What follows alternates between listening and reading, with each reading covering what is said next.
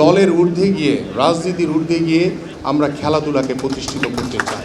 আমরা সকল রাজনৈতিক বৈষম্য দূর করে আমরা সকলেই ক্রীড়াঙ্গনের যারা সংগঠক রয়েছেন, যারা খেলাধুলাকে পছন্দ করেন, সেই মানুষগুলোকে দিয়ে আমরা আগামীর ক্রীড়াঙ্গন সাজাবো। আসসালামু আলাইকুম ওয়া রাহমাতুল্লাহি ওয়া বারাকাতুহু।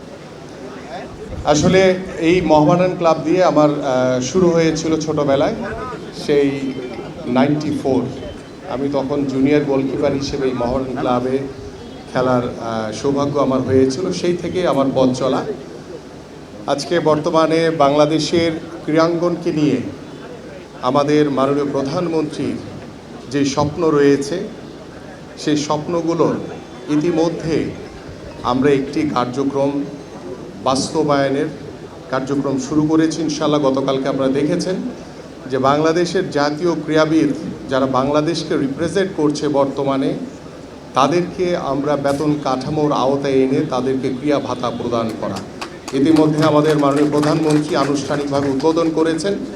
আমরা গতকালকে 129 জনকে দিয়েছি। আমরা এই কাঠামোটি হবে 500 জনের, এবং আগামী 7 দিনের ভিতরে আমরা অন্যান্য সকল ইভেন্টের যারা জাতীয় খেলোয়াড় রয়েছেন তাদেরকে এই বেতন কাঠামোর আওতায় এনে তাদেরকেও ক্রীড়া ভাতা প্রদান করা শুরু করব ইনশাল্লাহ আমরা খুব তাড়াতাড়ি। পাশাপাশি আপনারা সকলেই জানেন, আজকে এখানে আমাদের মাননীয় মহাসচিব বলছিলেন যে সব পলিটিক্যাল লোকজন এখানে আমরা বসে আছি।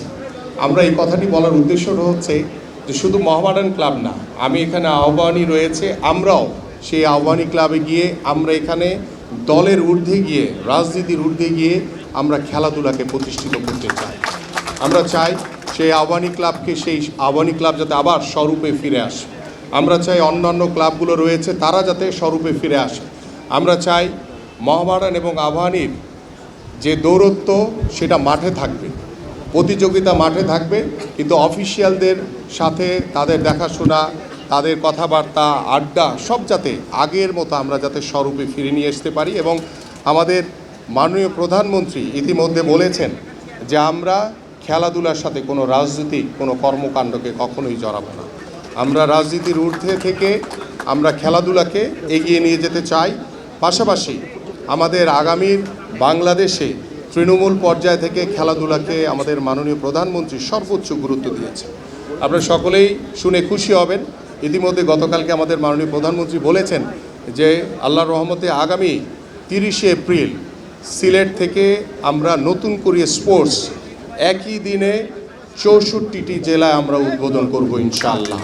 এবং এইভাবেই আমরা তৃণমূল পর্যায়ে আমরা একটি সুস্থ জাতি গড়ে তোলার জন্য, একটি মাদক মুক্ত সমাজ গড়ে তোলার জন্য আমরা খেলাধুলাকে সর্বাধিকভাবে অগ্রাধিকার দিয়ে আমরা আমাদের আগামীর প্রজন্মকে এগিয়ে নিয়ে যেতে চাই। আমরা চাই যে আমাদের পারিবারিক ব্যবস্থাপনা, আমাদের সামাজিক ব্যবস্থাপনা এবং সর্বোপরি রাষ্ট্রীয় ব্যবস্থাপনায় ক্রীড়াঙ্গন হবে একটি অন্যতম মাধ্যম, যে মাধ্যমে আমরা আমাদের এই সমাজ ব্যবস্থায় গুণগত পরিবর্তন আনতে পারবো বলে ইনশাআল্লাহ আমরা বিশ্বাস করি।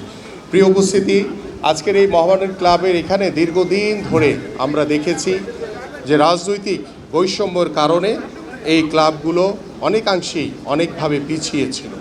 আমরা সকল রাজনৈতিক বৈষম্য দূর করে আমরা সকলেই ক্রীড়াঙ্গনের যারা সংগঠক রয়েছেন, যারা খেলাধুলাকে পছন্দ করেন, সেই মানুষগুলোকে দিয়ে আমরা আগামীর ক্রীড়াঙ্গন সাজাবো এই প্রত্যাশা ব্যক্ত করে আজকে আন্তরিকভাবে মোহামেডান ক্লাবের আমাদের সম্মানিত সভাপতি সহ অন্যান্য সকল অফিসিয়ালস সবাইকে আন্তরিকভাবে ধন্যবাদ জানিয়ে আমি আমার বক্তব্য শেষ করছি। সবাই ভালো থাকবেন।